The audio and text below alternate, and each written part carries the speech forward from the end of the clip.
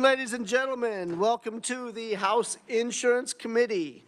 We've got an action-packed, thrilling adventure planned for you today. The first off, we're going to work the 5 bills that we heard on Monday. They weren't terribly exciting, but by golly, we're going to get them out of here. And then we're going to hear 4 more. But before we get started, let's see if there's are there any bill introductions? Yeah, absolutely. Representative, I can't even see your last name, Nick. Nate, Representative Nate, come on up. Thank you, Mr. Chair. Committee, this is 25 RS 0070 on behalf of Kendall Schoenrock of Junction City, Kansas, and it is an act concerning insurance relating to the Kansas State Employee Health Care Commission, authorizing the commission to provide coverage for certain allergen introduction dietary supplements for infants, requiring submission of an impact report to the legislation if such coverage is provided. All righty. Is there... Oh, we're setting the mood, Representative Penn. I appreciate the mood. Yeah, that's nice. Kind of intimate for the Insurance Committee. Yes, Eileen. Thank you, Mr. Chair. Point of clarification, because my brain was functioning on 33 instead of 45. But who was the bill requested for? Kendall Schoenrock of Junction City, Kansas, a constituent. Okay, slowly and like. Kendall, K-E-N, K-E-N-D-A-L-L, Schoenrock, S-C-H-O-E-N-R-O-C-K. And that's an individual, not It's an individual in Junction City. Mm-hmm. Thank you, sir. Mm-hmm. All right. Is there objection? All right. What was the RS number again? I'm sorry. RS 0070. 0070. Okay. RS 0070 is now submitted. Thank you very much. All right. Are there any other bill introductions? Are there any other bill introductions? Are there any other bill introductions? Very good. Let's move on. Now, first off, ladies and gentlemen, we heard 5 bills on Monday, 2042, 43, 48, 49, and 50. I would entertain a motion to pass out, for the sake of discussion, 2042. Representative Neighbor. Yes, Mr. Chairman, for the sake of discussion, I would move we adopt House Bill 2042. All right. Is there a second? Excellent. Second by Representative Bergkamp, Vice Chair Bergkamp. All right. Eileen, and actually, I probably kind of put the cart in front of the horse here. Can you re-explain for those of us who have slept since Monday what 2042 did? Thank you, Mr. Chair. You mean some people actually did sleep since Monday? We're not all revisers. Darn. House Bill 2042 was the bill that would require title agents to make their audit reports available for inspection rather than being submitted, and it would also standardize the amount of surety bonds and irrevocable letters of credit to $100,000. All right. Committee, any discussion regarding HB 2042? Representative Wagner. Never disappoints. No, thank you, Mr. Chairman. And again, sorry I don't literally have an amendment on this, but I will say I very much was struck by if you take the list of the counties in Kansas, I mean, there's literally like 85 counties are under 20,000 people. I have actually my hit list on this. That as far as, you have 87 that are 20,000 persons or less. In that 20 to 50,000 category, you have about another 20. There's only 10 counties that are 50,000 and above. And so in checking on, from what I could on the surety bond, and we had some evidence, is that basically the people who are only paying a $25,000 bond currently, that's about a $250 charge. Having them go up to $100,000 is going to be a $1,000 annual charge. And for a small business, that's a noticeable hit. That's a noticeable increase in fees. I thought the justification from the insurance department was kind of, I mean, it's okay. It's difficult to track this. I mean, it didn't. I don't think it. I don't know. It didn't seem like sufficient justification. And frankly, I mean, can't they have the zip codes of all the county areas that are in these 10 counties that are above 50,000 people.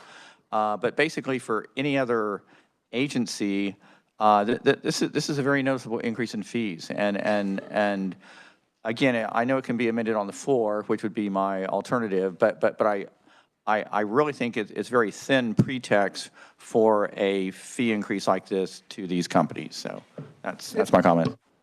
Yes, Representative Neighbor.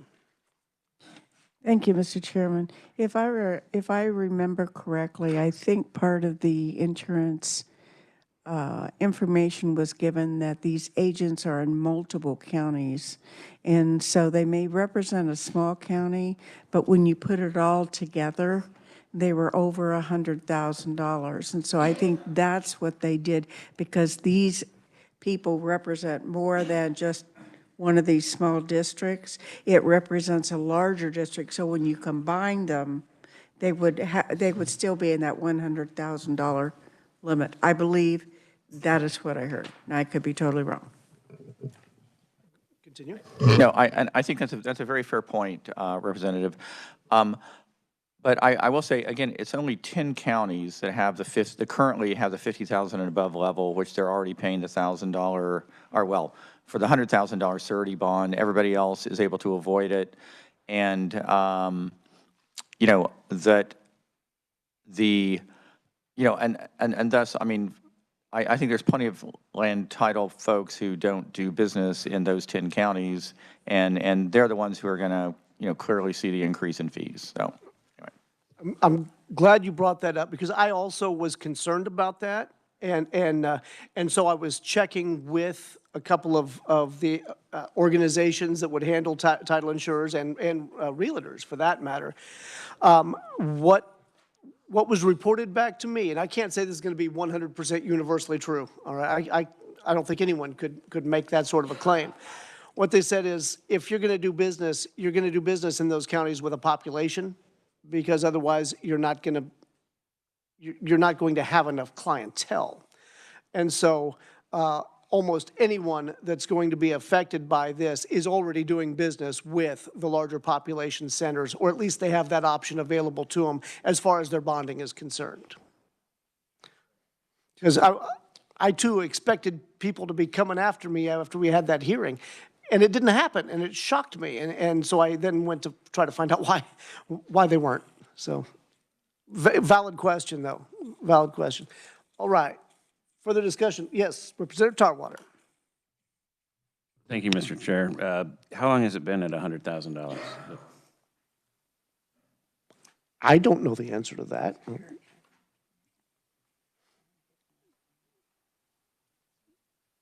No one knows?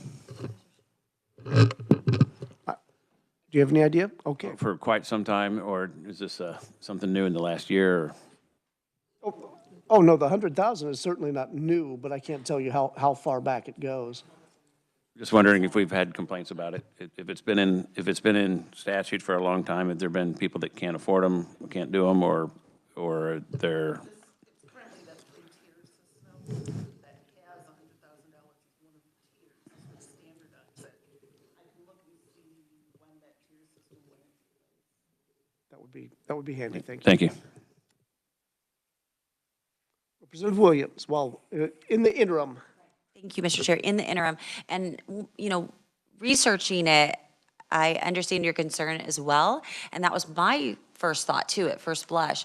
But then just kind of researching a little bit and thinking about the cost of insurance, and it is the cost of doing business, and the liability has really increased. The question of how long has this existed does matter, is relevant. And secondly, the number one determiner of how much you're going to pay actually is really whether or not you have a good credit score. I mean, or if you have good credit. So that's what I saw. And so that comes back on the owner of the business. So the $100,000 bond, surety bond, is going to cost different for a vast number of people. Okay, further discussion on the bill. Okay, I'm trying to speak slowly, so Eileen has plenty of time. It's okay. It's not relevant, really. Just I just thought if you knew off the top of your head, it's been a while, so we're good.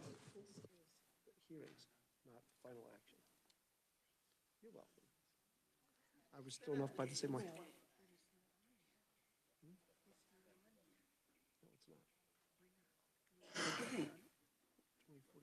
No, that's the one that we heard Monday. That's final action.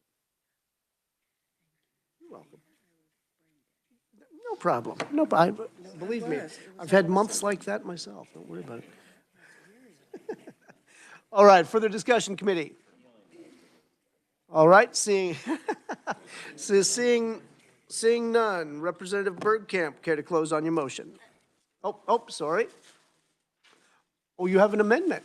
Well, by golly. It's because of the date. The date change, this would be the neighbor amendment. Representative Neighbor, care to explain your amendment?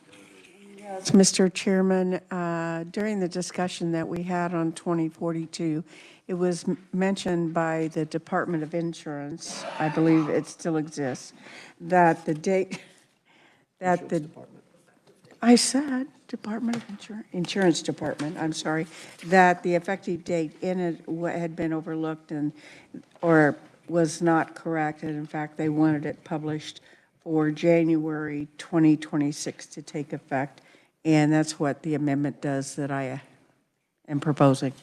Very good. I had forgotten all about that. Thank you for reminding me. Is the amendment a motion?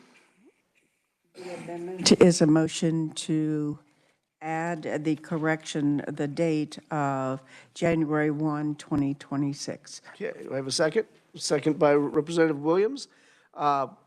Discussion on the amendment. It's rather powerful. Seeing none. All those in favor of the neighbor amendment, changing the date, say aye. Aye. Opposed, say nay. Very good. Further discussion on HB 2042.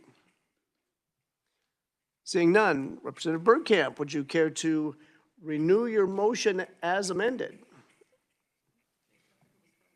Oh, did you make the motion first? I'm sorry, I thought you did that. All right, he seconded it. Okay, very good. We'll get ready for that. All right, Representative Neighbor, would you care to renew your motion, rather? Thank you, Mr. Chairman. I've had my moments today, too. I move that we pass out House Bill 2042 favorably as amended. All right, is that all right with the second? All right, very good. You've heard the motion. All those in favor say aye. Aye. Opposed, say nay.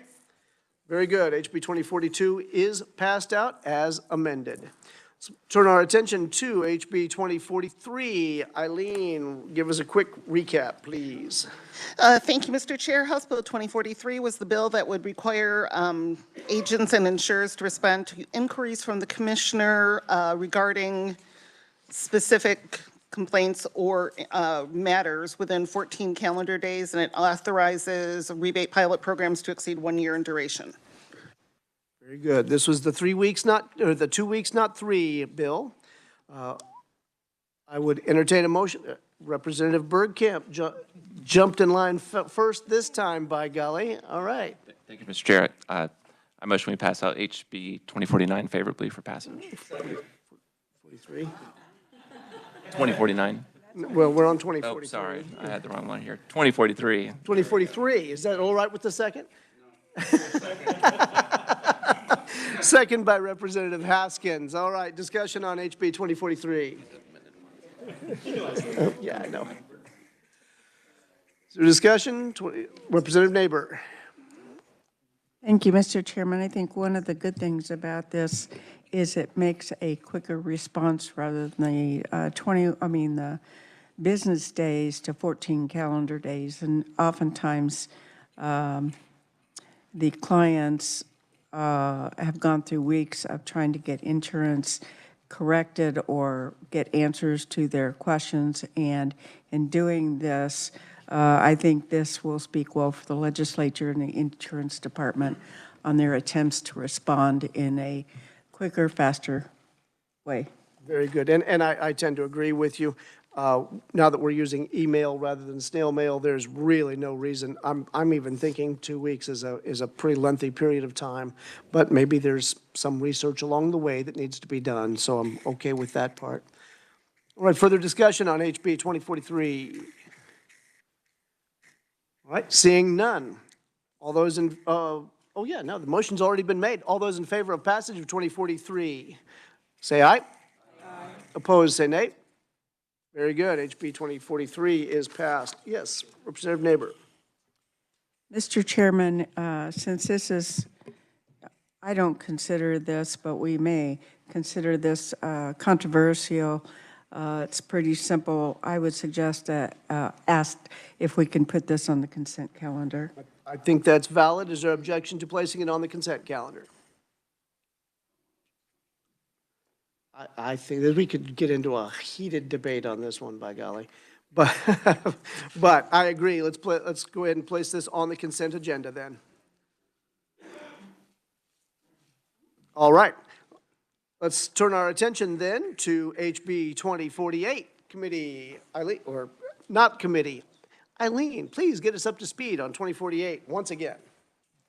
Thank you, Mr. Chair. House Bill 2048 is the bill that would eliminate the requirement that the commissioners submit 2 different reports to the governor, and it would remove those specific entities from the definition of person in the enforcement statute. That was predominantly a cleanup, as I recall. Is that correct? The second half of it, that is? Okay, very good. All right, discussion. Representative Neighbor. We can't discuss. We don't have a motion. You're right. Good point. For the purpose of discussion, I move that we pass out House Bill 2048 favorably.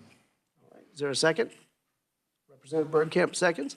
All right, now let's have a discussion. Representative Williams. Would this also be worthy of consent? I think that we can put anything on the consent agenda we would like. Whether it'll stay there, I think this would absolutely stay there, but you never really know when certain people get into a mood. Yes, Representative Williams. Then perhaps the motion should be amended. If it would be agreeable to the maker of the motion, then we add that it be passed out favorably and placed on the consent agenda. Is that a substitute motion, or are we modifying? Well, I was just going to offer a friendly amendment rather than a substitute, and if she was agreeable to it. Is the maker agreeable? Mr. Chairman, I'm very agreeable to it. The nice thing is, this is really cleanup, and I don't see any controversy in this, so I would amend my motion to pass out House Bill 2048 favorably and put it on the consent calendar. Is that all right with the second? All right, very good. Discussion on the consent agenda bill, which almost is a contradiction in terms. All right, seeing none, all those in favor of passing out HB 2048 favorably as a consent item, say aye. Aye. Opposed, say nay. Very good. Let's look at HB 2049. Oh, HB 2048 passed, by the way. All right, 2049. And on the consent agenda, you betcha, consent calendar. All right, Eileen, can you get us up to speed on HB 2049?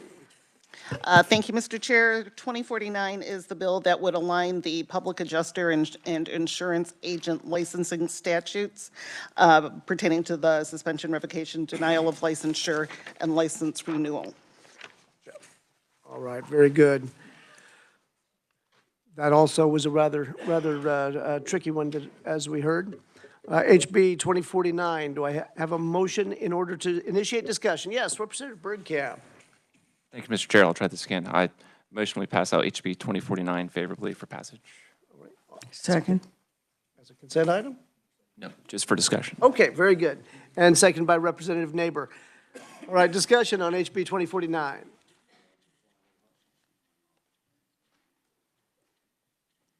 Seeing none. All right. I'm sorry. Yes. The 15 to 14 had to be corrected in 2 places on this one. You are absolutely correct. After I we did do that. pass the other, we have to clean it up now. I am very glad I was referred to the amendment that I had requested in the first place. Forgot all about the thing. All right, committee, I would propose an amendment that changes the 15 days that's listed in the bill to the 14 calendar days. I'm sorry? Sure. Go ahead and describe my amendment for me, Eileen. I apologize, Mr. Chair. The bill doesn't eliminate the 15 business day length of time because that pertains to a general question or inquiry, but the balloon in those 2 different places adds the failure to respond to an inquiry from the commissioner within 14 calendar days concerning a complaint or an inquiry related to a particular matter. That would be 14 calendar days. So With regards to a complaint. Right, it specifies the 2 different timeframes. Excellent, excellent. Thank you. Representative Neighbor. And thank you, Mr. Chairman. Did we already have a move? I made the motion, but I went to describe it and it got interrupted by someone.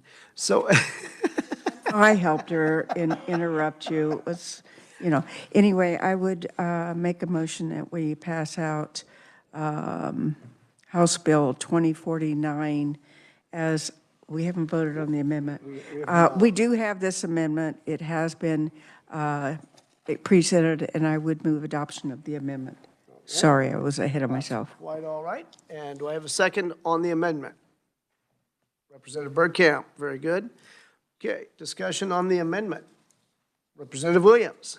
Thank you, Mr. Chair. It seems to me that when we were hearing this bill, that we heard testimony that was perhaps from the insurance department that said that there is no clawback or issue. If you don't respond just to an inquiry, nothing happens. So I'm not sure why the 15 days is in here. Did I remember that wrong? Because honestly, I'm not sure why we have 15 and 14 days. If there's, unless there's a consistency issue in other areas of the statute, but I do think I heard that in the hearing. I don't know if anybody else did. All right, I believe Revisor Eileen has the explanation on that. Thank you, Mr. Chair. There may not be a monetary clawback or any penalty there, but this pertains to a license as well. So this may come to, it may be a point against the agent or public adjuster that they have not been good at responding to inquiries from the department. That's why these are in the licensing statute. Representative Williams. Thank you, Mr. Chair. And just a note of an opinion here, but it just seems like it's best when we are most clear and simplified. And having a 15-day for inquiry and having a 14-day for a response to a complaint seems like it would almost be simpler to have 14 days for an inquiry or an inquiry on a complaint. Just a thought. I just think a lot of people are going to look at this and go, huh, why do they do that? Valid question. Would you care to make a conceptual amendment on that? Is that something that's workable? First off, Eileen, is that something that would be more clear, more functional, and consistent with other aspects of the law in this regard, on this topic?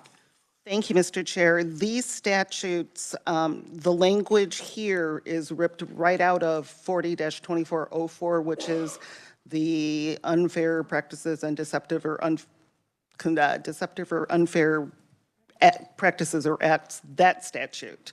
So it would be consistent through that statute and these 2 statutes. I was asked to replicate that language by the department.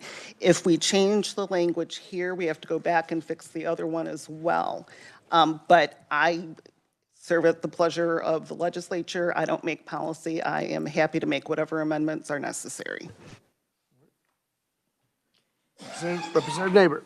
Thank you, Mr. Chairman. I think one of the reasons for this, Representative, was when we had discussion on the previous bill on the 15 to 14 days, is that the insurance agent has that business day, not the has the calendar days, has the business days, I'm sorry.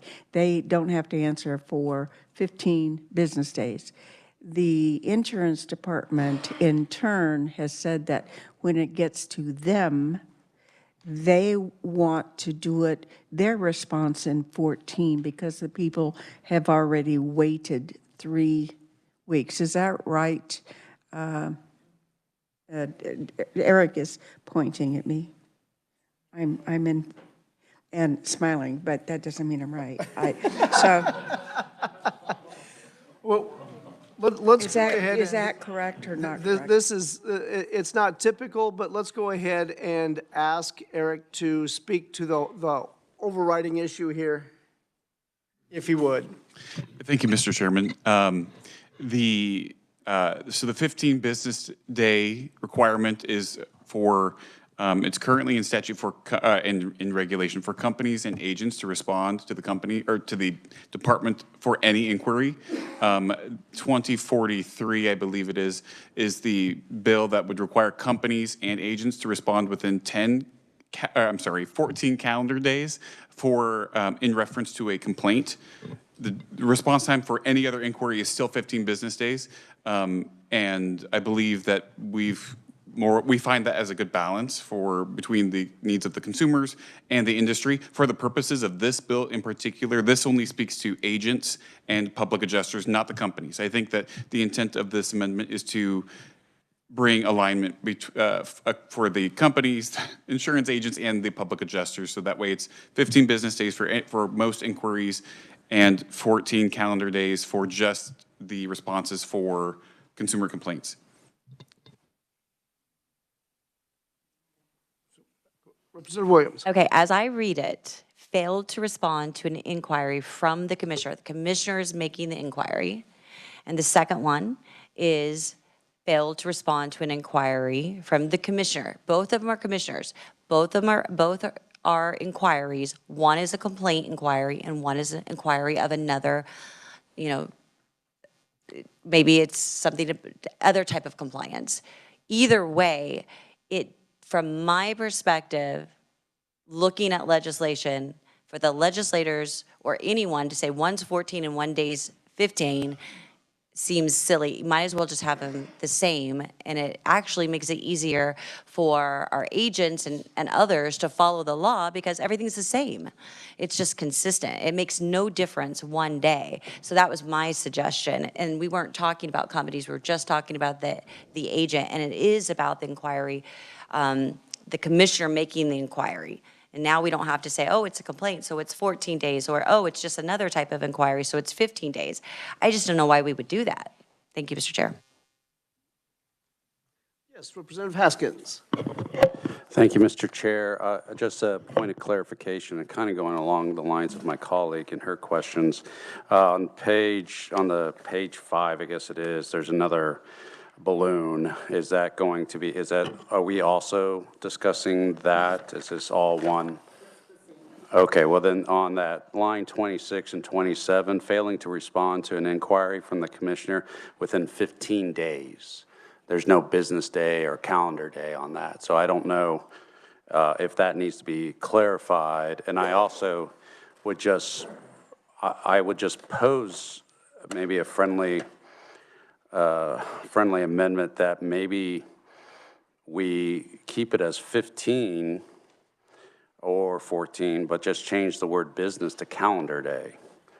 Because why do they get 21 calendar days on the previous bill that we just discussed? Why is that okay in today's time when we don't deal with snail mail or anything like that? So I just wonder if it would be cleaner just to go with 14 calendar days, changing that itself to be consistent. That's all. Understood. And is that in keeping with the conceptual amendment you were describing? 14, 15, it doesn't matter, I agree, but consistency is, I think, helpful. So my question is on the word business. You know, should it be business or calendar days? Well, we have 14 calendar days in the amendment. 2 weeks, yeah, there's 3 weeks. Right. 14 days is 2 weeks. Then 14 calendar days is the conceptual amendment for all of it. Eileen, are you keeping track? Are you scoring on this? I'm going to wait till the end and get a point of clarification because the back and forth discussion. Very good. As I understand the substitute amendment, and correct me if I'm wrong on this, but it says, it would then read, failure to respond to an inquiry from the commissioner within 14 calendar days, or failing to respond to and actually, we could probably combine all of that and just say, failure to to respond to an inquiry from the commissioner within 14 calendar days, just straight across, whether it be a regular inquiry or a complaint, would then be defined in KSA 40-2404 and amendments thereto and so forth. Is that the intent? Am I understanding this correctly? Yes, Mr. Chair, it would be something to the effect, failing to respond to an inquiry from the commissioner and failing to respond to an inquiry from the commissioner with a complaint, so both of those, and then putting the amount of time. The only thing that I think is still in question for me, maybe not anyone else, is that the calendar of business, to me, of course, I like the 2 weeks better than 3, but the problem is I would want it to be consistent with anything else that we've already done, and we had 14 days before, and I can't remember if it was calendar or business on another bill, so believe it was calendar. Okay, well, in that case, I would want it consistent, so makes everything more efficient when we're talking about the same thing. No, Eileen, that may require some changes in 40-2404 as well, is that correct? Yes. Okay, so with the conceptual amendment, will also include the changes to 40-2404. Go ahead. Thank you, Mr. Chair. Rather than putting in the language then about this kind of inquiry or this kind of complaint, if it's going to be 14 calendar days for everything, we might as well just say respond to an inquiry from the commissioner within 14 calendar days, period. I love it. Okay. Is that in keeping with your thoughts? All right, very good. And we will put your fingerprints all over it, Representative Haskins. And I will sign off on your newsletter column. Don't worry.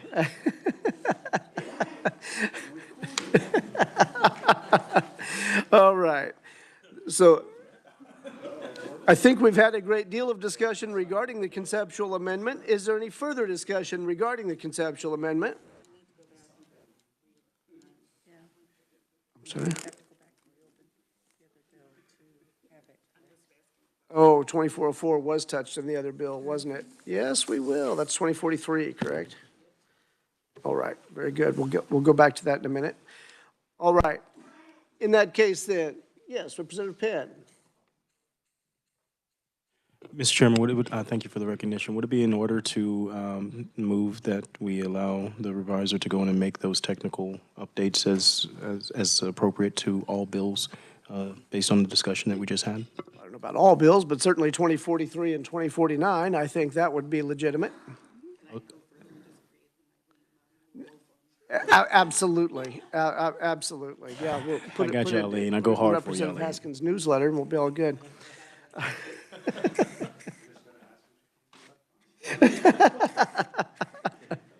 All right. Committee, all those in favor of the conceptual amendment that changes both 2043 and 2049, say aye. Aye. Opposed, say nay. Very good. That is the will of the body. Now, back on the bill, HB 2049, that is, not 2043. Is there further discussion on HB 2049? See, Representative Neighbor. Thank you, Mr. Chairman. I move that we pass out House Bill 2049 as amended. As amended. All right. Do I have a second? Oh. Representative Haskins is on this. He's ready to roll. All right. All those in favor of passage of HB 2049 as amended, say aye. Aye. Opposed, say nay. Very good. Let's turn our attention to HB 2050. No, we can't put it on consent anymore. Because it was amended. Yeah, it'll just be plain old bill. All right, HB 2050. Eileen, get us up to speed, please.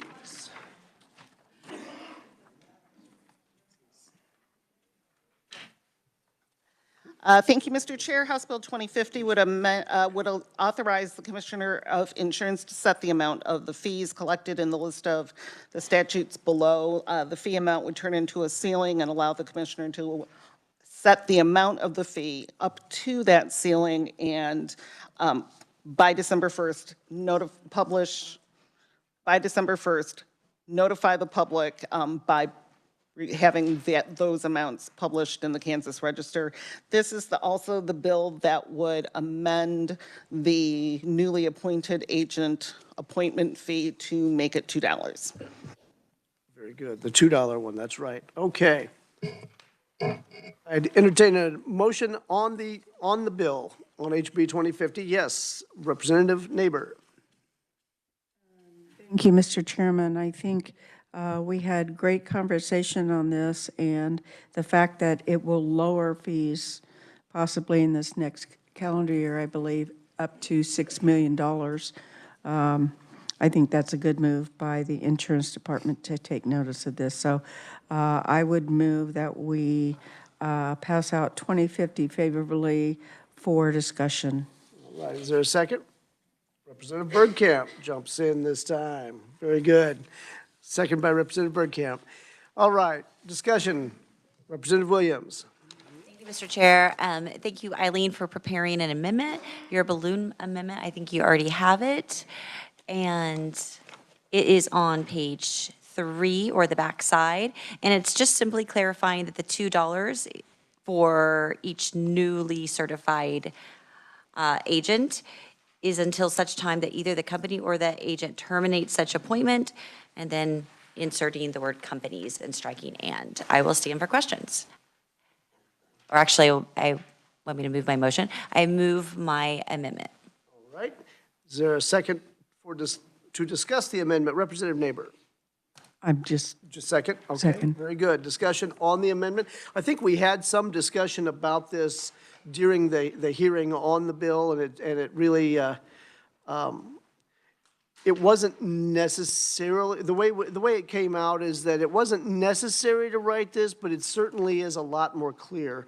And the agency or the department, whatever they want to be called today, didn't appear to be deeply concerned either way as far as the phrasing is concerned on that. All right. Further discussion on the amendment, on the Williams amendment. Seeing none, all those in favor of the Williams amendment, say aye. Aye. Opposed, say nay. Very good. We're back on the HB 2050. Discussion on the newly amended HB 2050. Representative Neighbor. Thank you, Mr. Chairman. And with that amendment, I think that does do a little bit clearer on the wording, wordsmithing, whatever we want to call. But I would move that we pass out House Bill 2050 and again, thank the Insurance Department for its $6 million $6 million attempt at reducing fees. And with that, I would move the motion that we pass out House Bill 2050 favorably for passage as amended. As amended. All right. We have a second by Representative Bergkamp. All those in favor of HB 2050 as amended, say aye. Aye. Opposed, say nay. All right, it passes out. Nice work, committee. 5 bills in 40 minutes. That's crazy. We're doing great work here. The Steve Austin bill for $6 million. That's it. Perfect. All right, now committee, let's get things rolling with new stuff because we need more. Turn our attention to HB 2044, and to get us up to speed on HB 2044, Eileen Ma, take it away.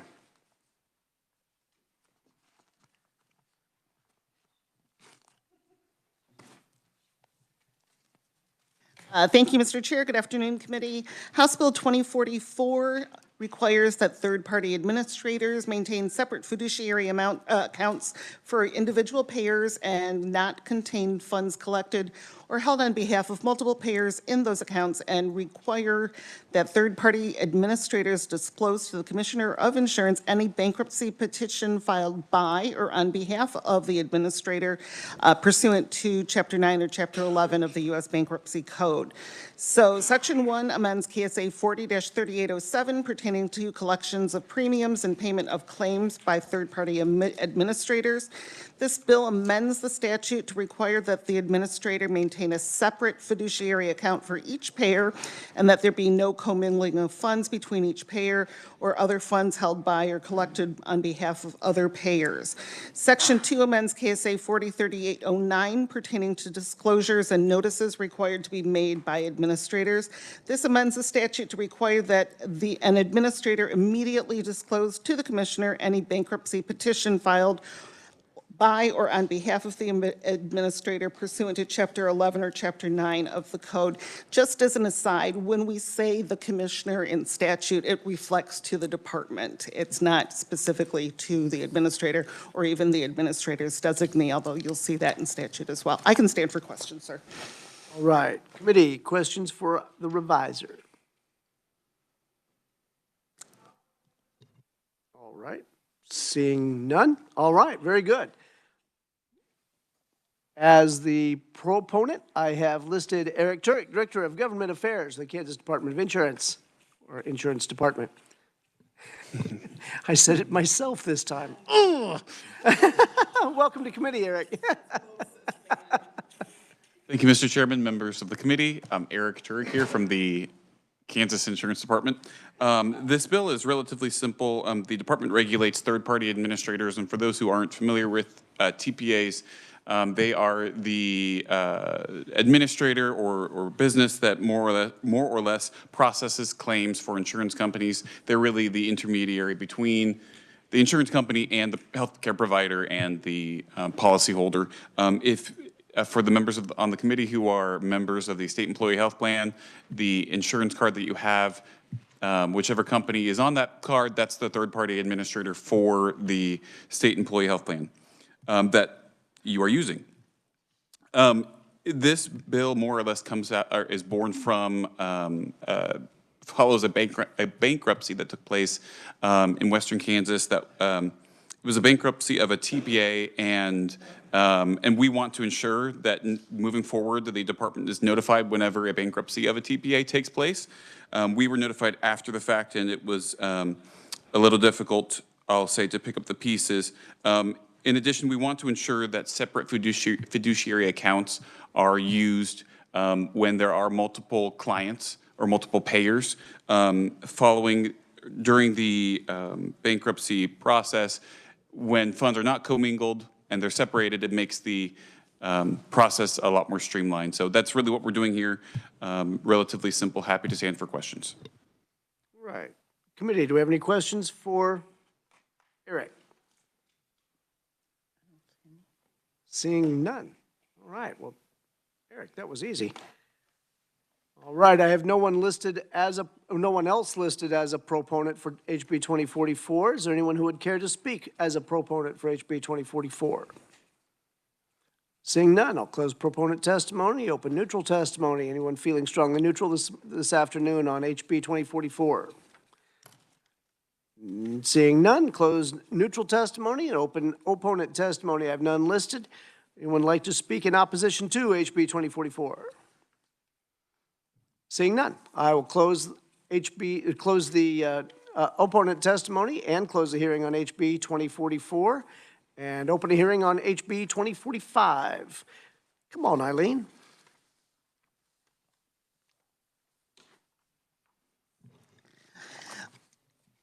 Thank you, Mr. Chair. Members of the committee, House Bill 2045 would reduce the number of board members appointed by the Commissioner on certain insurance-related boards and the frequency of the meetings of the Committee on Surety Bonds and Insurance. This is essentially a reintroduction of last year's bill.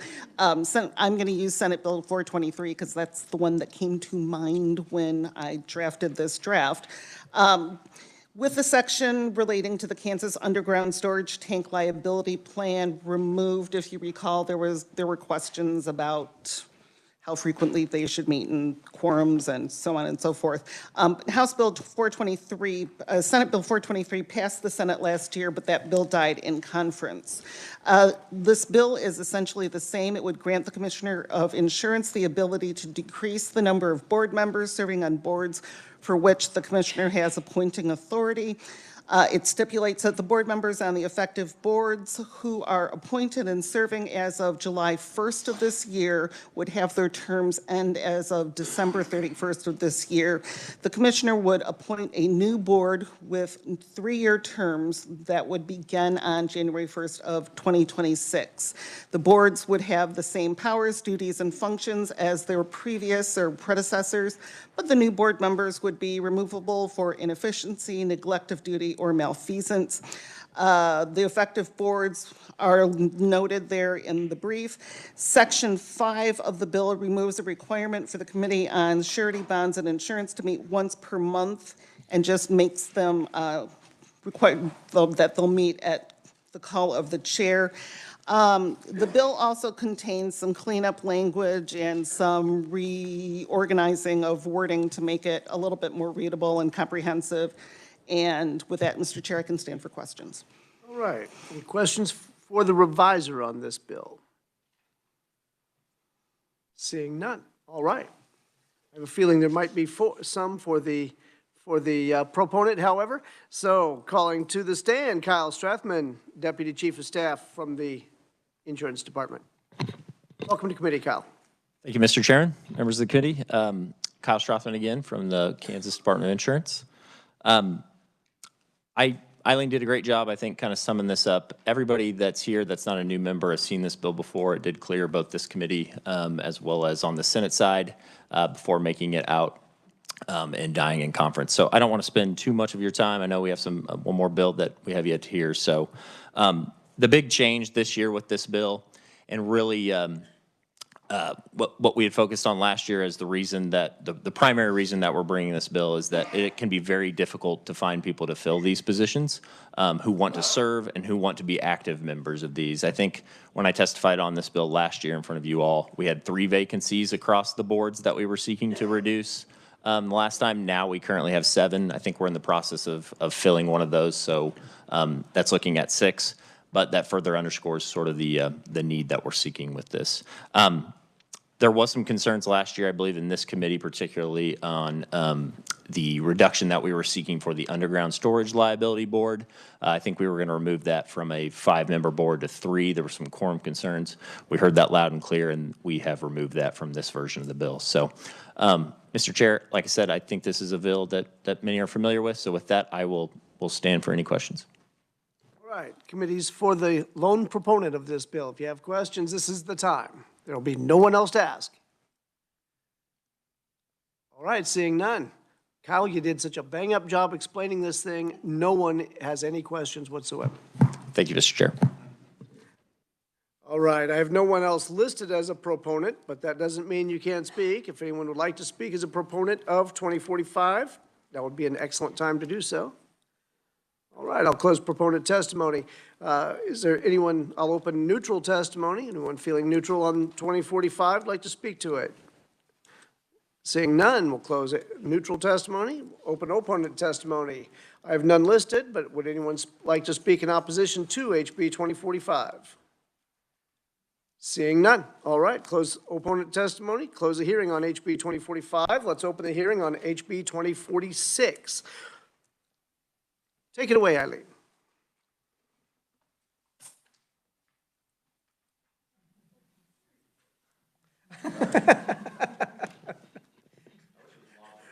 Rack your weights, man. Come on. Thank you, Mr. Chair, members of the committee. House Bill 2046 authorizes insurers to file certain travel insurance policies under the accident and health line of insurance. This bill regards travel insurance policies. When we enacted the original statute, those travel insurance policies were required to be filed under an inland marine line of insurance. Inland marine, I'm not, anyways. But House Bill 2046 would permit travel insurance to also be filed under the accident and health line of insurance if it provides coverage for sickness, accident, disability, or death occurring during travel, either exclusively covered in or in conjunction with related coverages of emergency evacuation or repatriation of remains. And with that, Mr. Chair, I can stand for questions. Questions for the reviser regarding HB 2046? Seeing none. All right. Thank you, Eileen.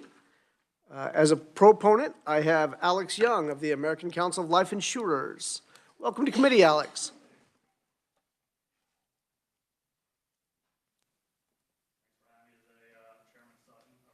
Sorry, let me hit that. Thanks for having me, Chairman Sutton, Ranking Minority Member, Neighbor, and members of the House Committee on Insurance. My name is Alex Young. I am the Legislative Director representing the American Council of Life Insurers, and we are here to support House Bill 2046. The American Council of Life Insurers is comprised of 275 members, representing 93% of industry assets across the United States. Our members are dedicated to protecting consumers' financial well-being through the various products they offer. Now, with that introduction out of the way, I did submit testimony prior to the hearing, signaling our support for the bill. I will not go into word for word exactly what that said, but instead I'll keep it short and sweet for today. This bill would amend Section 40-2239 to align with the NAIC Travel Insurance Model Act. This Model Act to date has been approved in 36 states, and with this addition, it will streamline the regulatory process for filing of travel policies that fall outside inland marine insurance, thus providing more options for consumers and operational clarity for insurers. Again, I want to thank you for your time today and hope you will support House Bill 2046. All right, questions for Alex? Again, we don't have a long list of proponents, so if you have questions, this is an excellent time to bring them up. All right. Excellent. Seeing none, we obviously understand this bill perfectly. Awesome. Thank you. And we're going to have a quiz on inland marine here in just a minute. All right. I have no one else listed as a proponent for 2046. Would anyone care to speak as a proponent? Seeing none, we'll close proponent testimony. Neutral testimony, anyone? Seeing none. Opponent testimony, no one listed. Would anyone like to speak in opposition? All right, seeing none, I will close opponent testimony, close the hearing on HB 2046, and open the hearing on 2047. Describe HB 2047 for us, Eileen, and this is the last one of the day, so go into great graphic detail if you would. I think graphic detail requires a PG-13 rating or something.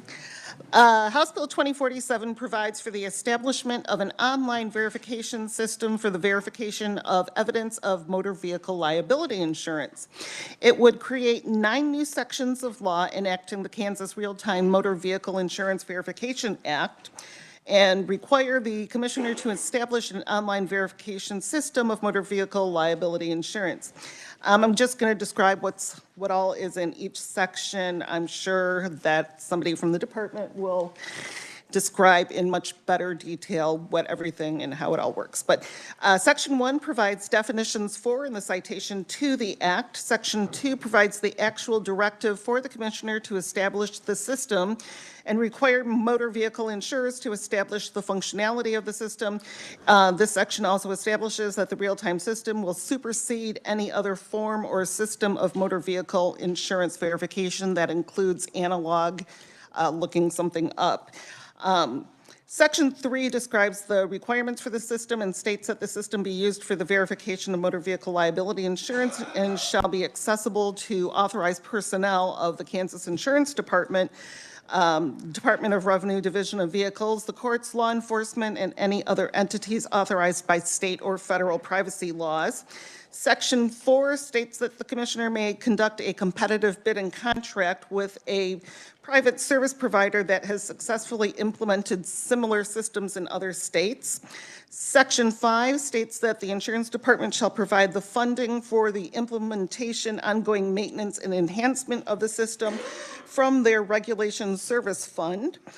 Section 6 requires that insurers cooperate with the Commissioner and the Department of Revenue in establishing and maintaining the insurance verification system and provide vehicle insurance policy information as established in rules and regulations.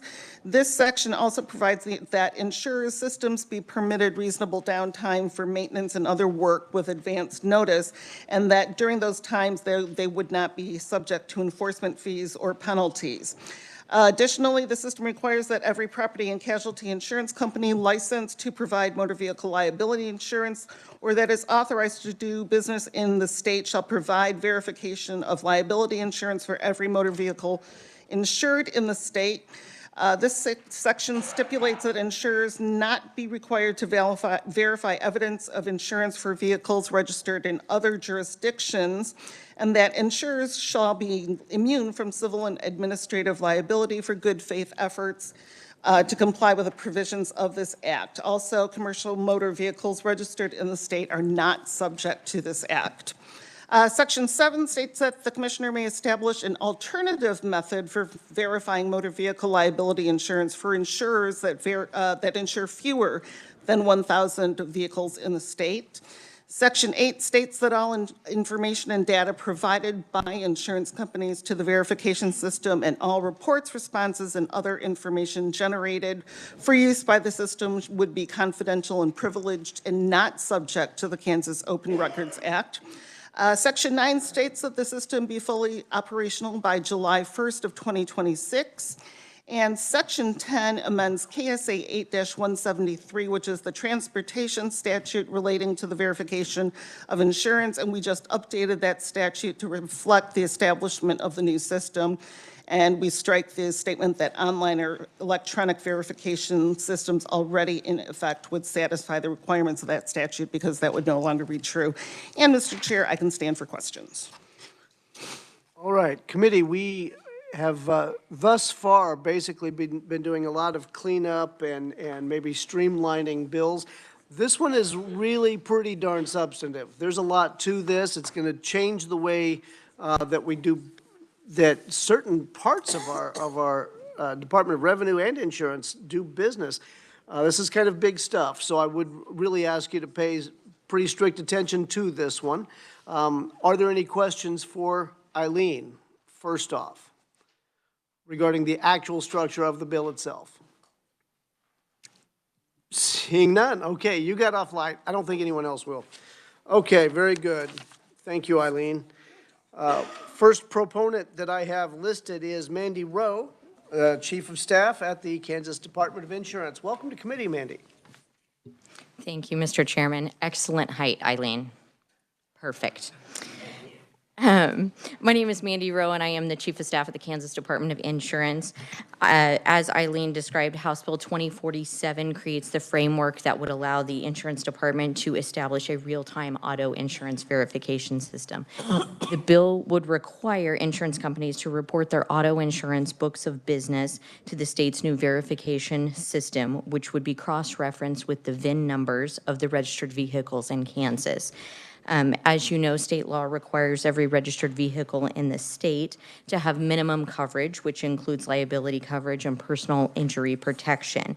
Notwithstanding this, there's still roughly 8% of the millions of cars in Kansas that are uninsured.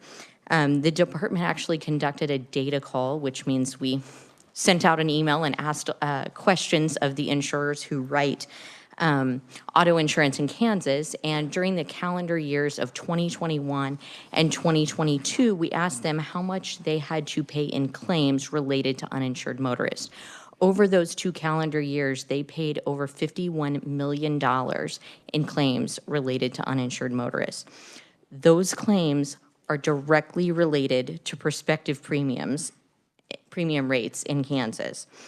In addition, you'll find that Kansans will see out-of-pocket expenses when they are hit by an uninsured motorist because they are now subject to their own deductible and their own policy limits. So the department began conversations on this issue actually last May with a variety of different entities, including the IICMVA, which is the Insurance Industry Committee on Motor Vehicle Administration, as they had developed a model law. That model law is being utilized in now there are 20 states who have implemented a law like this, and the model was used in a variety of those. Including our neighbors to the south in Oklahoma. Many of the folks like Oklahoma and other states, Arkansas, for example, they have been able to implement a system like this and reduce their uninsured motorist rate by half. We think that's pretty impressive and something we'd like to see here in Kansas. The department views this as a tool for law enforcement, the judicial branch, the Department of Revenue, certainly our office, and county treasurers, others who are required to verify insurance. This bill does not change the current penalties for driving without insurance, which include a fine and possible jail time. And then certainly there are administrative penalties issued by the Department of Revenue. I would like to conclude by noting that this is not a new issue. This is actually something that's been around for more than a decade. The commissioner remembers debating this issue when she served on the Senate Financial Institutions and Insurance Committee, and it was being pushed by then Senator Steve Fitzgerald from Leavenworth. But one of the hangups at the time was that insurance companies didn't want to report their books of business on a routine basis, I think largely because the technology didn't exist to make sure that it wasn't overly burdensome for them.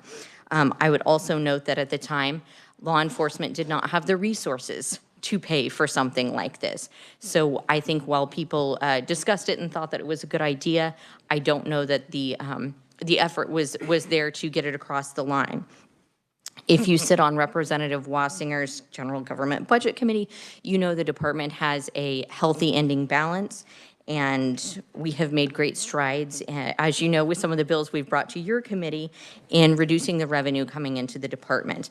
By funding this system, the department can continue to buy down the ending balance we have while providing a critical tool for law enforcement and others to reduce uninsured motorist rate in Kansas and help Kansans save more money. With that, I would conclude my remarks. I know there are other proponents, so I'm happy to take questions now or later, whatever your preference, Mr. Chairman. All right. Representative Chauncey.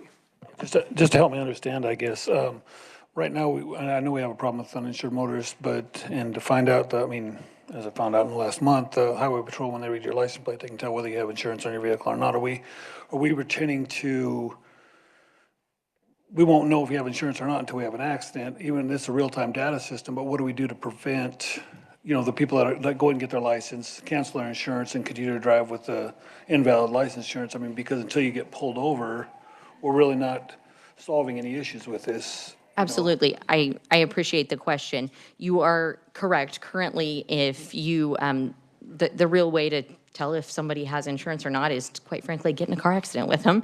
And then you find out, and it's not very much fun for anybody. I would say this, two things. One, we anticipate this system, which is how they utilize it in other states, allows for an API connection to something like ks.gov that would be connected to law enforcement, and I'll let them speak a little bit more about that so that they can run a plate and immediately know whether the card you're giving them is fake or not. Or not necessarily fake, but the card you're giving them is valid or not. I would follow that up with there is a tool to be able to, again, like I said, on a routine basis, cross-reference the books of business with the registered vehicles in the state of Kansas. That report, so to speak, can be run on a routine basis. So let's say monthly. Anybody that is not has a registration but doesn't have a VIN number associated with an insurance policy is going to get a letter that says you don't have insurance. You have so often you have 30 days or something like that to be able to get insurance and comply with this. If not, you're subject to the penalties that are already in place. Just for point of clarification, so basically, unless you get pulled over, you get in an accident, this bill really doesn't do anything. It just makes a database that the police can use if you get in an accident, and we can send you a letter saying you don't have it, doesn't prevent you from driving or operating a vehicle without insurance. The law enforcement would be able to verify your insurance at the time they're pulling you over for a speeding ticket or something like that. In the event you do not have it or it's unable to confirm, they would give you a citation for that, just like a speeding ticket. And then you would work through the court system as it relates to the fines and so forth. Yeah, I understand the whole process. My point is that until you get pulled over, as long as you abide within the confines of the law, and don't break the law, you can still drive with uninsured insurance until you get in an accident, and then it becomes a problem. That is correct. Currently, with the exception of if this were to go in place, people would, you're doing more of a compliance check on everybody and not just those when you get in a car accident. All right. Representative Bergkamp.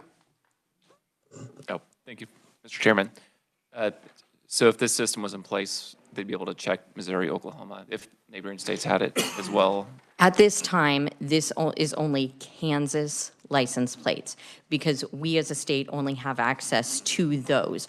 I would anticipate as other states come online, at some point when everybody gets to this, I would anticipate we'd be able to see some sort of system that, for example, like the Turnpike uses, where different states are allowed a little bit of reciprocity. But right now, this is just Kansas. Right. Representative Proctor. Thank you, Mr. Chairman. Thank you for your testimony today. Is there anything in this bill that compels the KDOR to use this system, or is it ultimately up to them whether they choose to participate in this or not? Right now, there is nothing in this bill that forces them to use this system. That's a policy decision for you all, and should you decide to go down that route, there would have to be language added to the bill for that. Thank you, Mr. Chair. All right. Representative Tarwater. Thank you, Mr. Chairman. My question was along the same lines as Representative Chauncey, that you're not really going to save anybody from being hit by someone without, I mean, you're not going to cut down on uninsured motorist accidents because you're not really catching anybody unless you're running all license plates, they drive by you and then it flags up in the police car to pull them over. But one of the things that you mentioned kind of caught my attention when you said that there'll be a letter sent out when you have a registration and no insurance that says you've got to get insurance on this vehicle or you're subject to penalties with all these fines. Is that only if you drive the vehicle? Or will these fines come into place? Like I have a car in my garage that's registered to me. It's not insured, but I'm rebuilding it. So I don't have insurance on it. Am I going to receive a letter on that car because it's registered and not insured and then fined? I would have to defer to my backup as it relates to the answer on that. But I would say you would be catching more uninsured motorists through that process of sending out, comparing the VIN numbers with the VIN numbers and the insurance policies, because if you're getting able to identify those people, you can get to those people easier and tell them you got to get insurance, and if you don't, you're subject to these fines, penalties, and so forth. And certainly, as the statute reads, that exists, and then certainly subsequent offenses increase as normal penalties do. But if you're running that on a monthly basis, you're going to be catching more of those people. Okay, when you find out about the second half of my question, would you get that back to me? Thanks. Eric has an answer for that. Welcome back to committee, Eric. Thank you, Mr. Chairman. I believe that statute requires all registered vehicles in the state of Kansas to possess auto insurance. There are a few exceptions in the law. I know that there are representatives from the Department of Revenue here, so I think that they may be able to speak to those exceptions in your specific situation.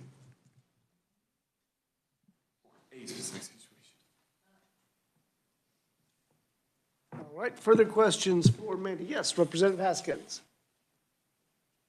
Yeah. Oh, I'm sorry. Representative James was in line first. I apologize. Yeah. It's okay. Thank you. Thank you, Mr. Chairman. My question is, you talked about it was going to save money. How? How's it going to save money? Because, and I'll give you, for instance, and it happens all the time. Person buys a car, they go down, they show their one time, they're going to show that they paid $35 or $50 for liability on the car, and then they're never going to renew it again, ever, until they get caught. And then they're going to get a ticket. So how, and is the system itself going to cost something? You are correct. How much is that going to cost? The Kansas Department of Insurance is going to cover the cost of the system. We anticipate it could cost up to $1 million a year. I think that's, I will double check on our fiscal note, but I think that's exceptionally generous based on what we've seen in some of the other states. The goal in creating savings for Kansans is that if we reduce the uninsured motorist rate, we have less accidents that ultimately I have to pay for out of my pocket. If you get in an accident with one of those uninsured motorists that you just described, you have to pay your deductible. And in the event that that other person was insured, you wouldn't have to pay anything out of your pocket because their insurance would cover it. But I think some of us have already asked the question, how is it any different than it is now? Because you still can't pull the individual over and unless you have a reason to. And so are we going to go around running license plates? I would look at this more as an administrative, certainly it's definitely a tool for law enforcement, and I'll let them speak to that and build upon what they already, what's in place. This would be more of a tool on the administrative side of things to identify those people. We don't even know who those people are now that don't have insurance.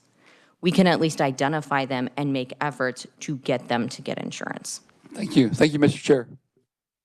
All right, Representative Haskins. Now it's your turn. Thank you. Thank you, Mr. Chair. All right, so, and my colleague went down the line about costs, and I'm looking at your the fiscal note. And so it's $1 million estimate for fiscal year 2026, and then $500,000 for fiscal year 2027. But then there's a note that this includes ongoing maintenance. So is this $500,000 going to be a recurring cost every year? Yes. Okay, so, and it wasn't included in the governor's budget report. Was it included in LBC or the legislative budget? I mean, where's it at with it? I don't believe so. That would come out of the insurance department's ending balance. That would be subsequently added to our budget as an expenditure. All right, thank you, Mr. Chair. Sure, one moment. With regard to Representative Haskins' question, that the bill would have to pass before it could before the cost could ever be calculated into anything. Correct. Right. So you don't, thank you, Mr. Chair. James. I'm sorry. Thank you, Mr. Chair. Just a follow-up question. So the $1 million and the $500,000 afterwards, is that going, do you see that raising insurance prices, premiums at all? We do not. We are a fee-funded agency, so we do not anticipate that at all. Okay. Thank you. Thank you, Mr. Chair. You know, one question that comes to my mind, Mandy, I just want to make sure I clarify, or I have this correctly in my head, and that is, if we're talking about trying to identify people who are uninsured, that's something that would be able to be done prior to them getting into an accident or pulled over with this system. That is correct. Okay, could you describe that? Because I don't think that connection has been made. Okay. Perfect. Happy to clarify. And for a couple of folks on the committee, I know we had an opportunity to do a demo with some of the companies that do this sort of work in other states. As soon as this system is up and running, it would then allow the Department of Revenue, the Kansas Department of Insurance, to run a report to, again, cross-reference the registered vehicles in Kansas, along with the VIN numbers and those associated VIN numbers with an insurance policy. That cross-referencing is going to tell us who does not have insurance in the state of Kansas but has a registered vehicle in the state of Kansas. We could then proactively go out and seek those people and say, hey, this is the law, you gotta follow it, you need insurance, you need to comply with this, or these are the penalties that you are subject to. Those people knowing, hey, these people know who I am, they know I don't have insurance, that is going to get the attention of some people and get them to comply. In the event they don't, they are subject to the penalties as currently outlined in statute. But again, the same thing would apply in the event they are pulled over. But they would then be subject to these administrative penalties as well. So I apologize if I was not clear. All right, Representative Meyer. Thank you, Mr. Chair. I have several other concerns, but I don't believe that they're for you, that it may be for another conferee. But my question to you is so other states have already instituted this, and how many other states have this? 20. 20. And what private service provider are they using?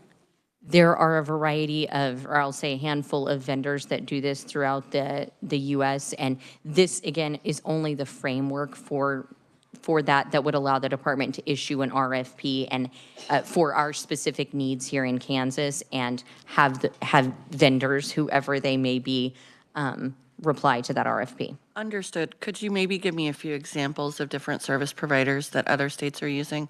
I can get some examples and get back to you. Thank you. Thank you, Mr. Chair. All right, Representative Chauncey. Just one follow, I guess I want to just make sure I'm perfectly clear. So what you're saying is the Kansas statute requires us all to have, if we have a licensed vehicle, but if it's not licensed, we don't have to have insurance on it. Correct. So if someone doesn't have, or if they don't have insurance, they use, like Representative James was saying, if they purchase to pay their $30 for a month premium, you can go, then what you're saying is we send the highway patrol or the sheriff or somebody out to their house and say, you don't have insurance, you need to pay this? I do not believe that is how this works. What would happen is the Department of Revenue and the insurance department would see that on this report, that they've canceled their insurance with company X and they didn't buy insurance with company Y. Similar like an SR22 we currently have. If you fail to carry insurance, then you're notified and your license becomes suspended. Yep. With that being said, then, so really we're not enforcing, we just know who has it. We say we're threatening you with penalties and fines if you don't get insurance back on your car then? Is that what we're doing? Certainly you would have penalties if you did not get insurance. I do not believe, and I can, again, refer to back up here, as it relates to law enforcement, I do not believe this gives you the nobody's handcuffing folks over this. So one last follow-up. Then, so basically, in a sense, what we're doing is we're getting the data, but we're not really enforcing the data until we actually pull somebody over to get an accident. We know who doesn't have insurance. We will be enforcing it. I apologize for interrupting. We will be enforcing it through the monthly check of who has insurance, who doesn't. Here's this letter, you've got to get insurance. If you don't have it, then you start getting your license, your registration, and so forth suspended. That all has to be put into policy first, correct? Say that one more time. It all have to be put into policy though, wouldn't it? No, that is current law as it relates to, and I'll refer to the Department of Revenue as it relates to what penalties are currently in process, because we're not seeking to change any of those.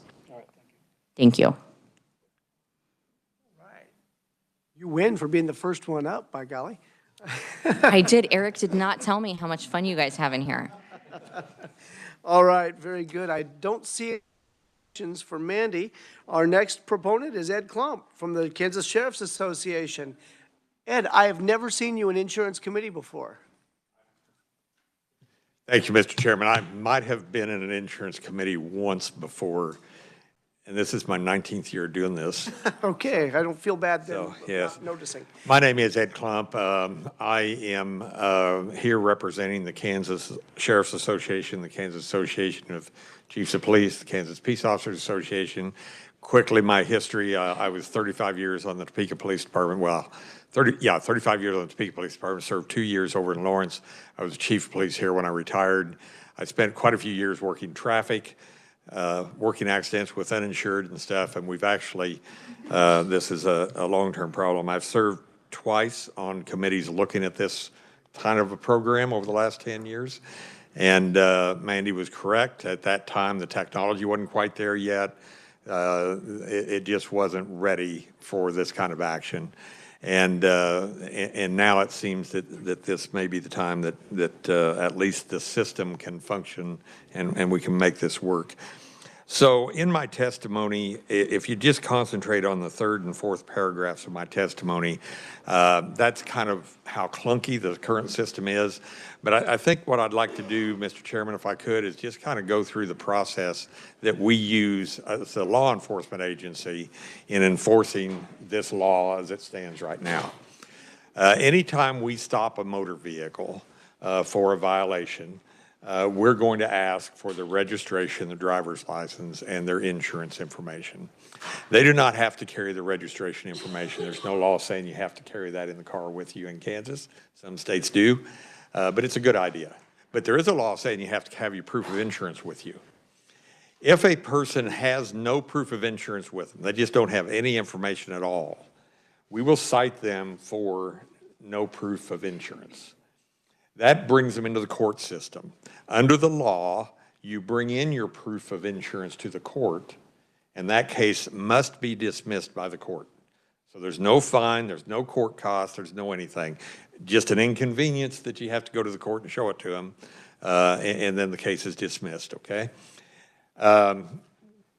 If they provide us with an insurance card, and that insurance card on it will have the VIN of the vehicle that's covered, it'll have the dates of the effective dates of the policy. And if all that's in order and it shows that on this date, this vehicle is insured, we take that for what it's worth and we don't issue a citation. And that person, if that has been done with a 30-day payment, and then they don't make the second monthly payment and it gets canceled, we won't know that because this is the document we got to go by.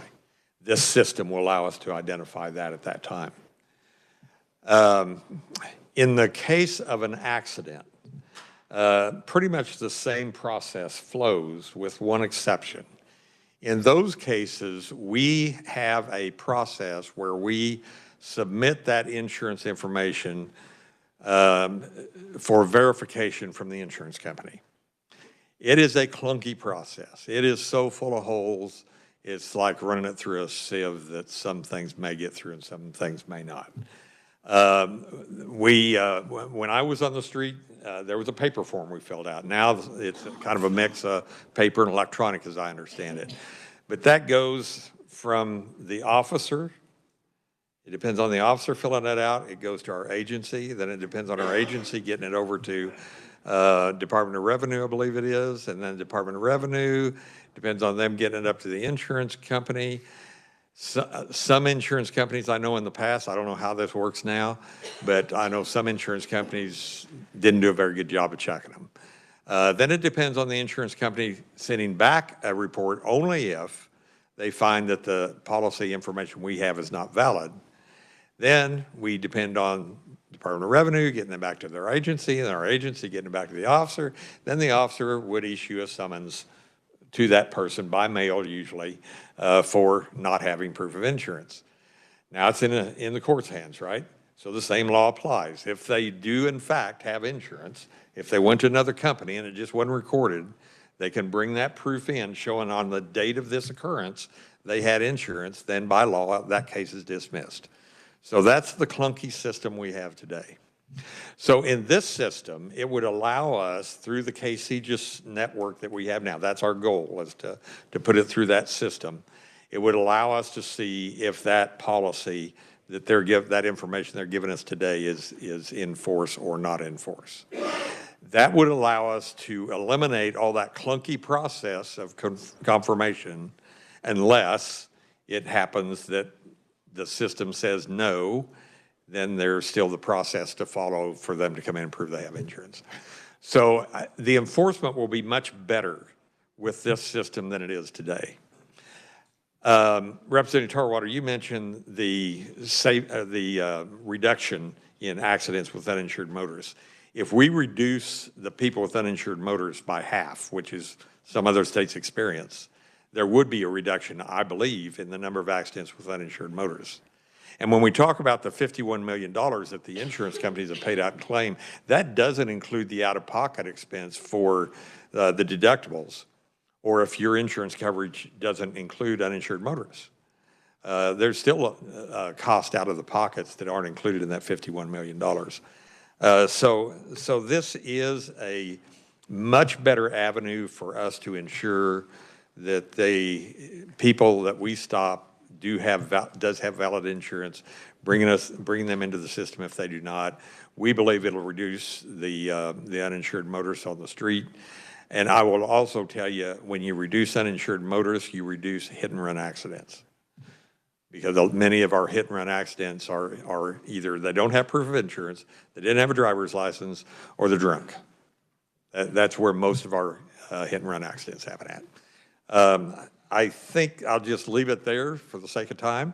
I've tried to just explain the process and how this would benefit us in enforcing the laws you have passed and expect us to enforce. So I'll answer questions. Excellent. Thank you, Ed. All right, Representative Birdcamp with a question.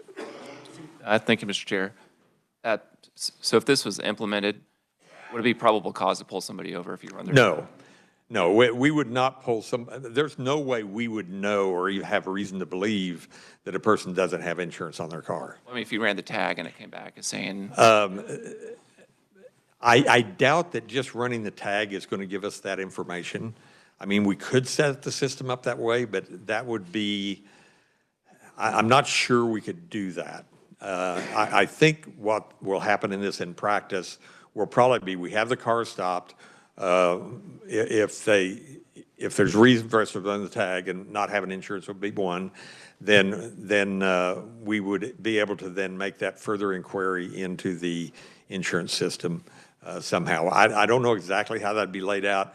We know the system's in place to do that through our ks.gov system, which is the same system we run license tags through and names through for warrants and license tags for stolen cars and all those kind of things. So there's no way this is going to lead to any kind of primary offense to stop a person because we wouldn't have any way to know unless we have reason to stop them. Okay, thank you. All right, Representative James. Thank you, Mr. Chair. And that goes back to what we were talking about before. How is that possibly going to save money? And I know what you're saying, other than, I mean, what you just said, that when you pull someone over, you're not going to know. And if that's the case, it'll help you, but how's it going to help me? The uninsured motorist has already been pulled over, or he's hit somebody or whatever. And the insurance card that you had mentioned that most of us are going to carry, that we carry, has an expiration on it. Right. It has a month or 6 months or whatever that insurance company has. So I don't see, are we going to have to carry those from then on, or are we exempt from carrying them because you'll have it in your system, or what? No, it won't change the law on having to carry your insurance with you and providing it to the officer if you ask for it. It won't change that law at all. I think where the savings is for the people now that are incurring these expenses out of their own pocket for accidents with uninsured motorists. That's where the savings is going to be, because we're going to reduce the number of people that are uninsured, and therefore their insurance company will be responsible for the damages instead of taking it out of your pocket when you're unfortunate enough to be in an accident caused by a person who doesn't have insurance. That's where the savings is going to come. It's going to come to the people of Kansas, the way I understand it. Yeah, I don't understand, but thank you, Mr. Chairman. All right, Representative Chauncey. Just real quick, how's this going to expand? I was fortunate enough here 3 times in the last couple months to have experience with not only the Junction City Police, but the Kansas Highway Patrolmen. The Kansas Highway Patrol can pull you over. You don't have to have an insurance card. They read your plates. They know whether or not you have insurance. I don't know where they check. And I know that for a fact because I was stopped twice. I got a speeding ticket and a seatbelt violation, and both times I ran my insurance without a card. So I never got a citation for that. I have no idea how they're getting that information. Well, I have no idea either, but I know they can do it. They can verify it because they wrote the insurance number on my I'm saying it's not true. I just don't know how they're doing it. Well, I'm just wondering why. I mean, is there any collaboration between all the law enforcement where Junction City Police didn't do it, but I agree with you on the insurance certificate. They issue a citation as the city police for not having the proof of insurance, And then I took it down to the county clerk. I don't know if the Highway Patrol has something that we don't have in our local agencies or not. I Would don't that be know the answer something to that would that. be a less expensive method to ensure that all agencies collaborate together and are able to utilize that information so when you pull somebody over, you automatically know whether or not they have insurance? I don't know if that kind of a system exists. I don't know. I'm not familiar with what you're explaining to me, so I really can't answer the question. I don't know what they had either, but I know the insurance numbers were written on my tickets and the Okay. policy issuer was on my tickets. So anyway, thank you.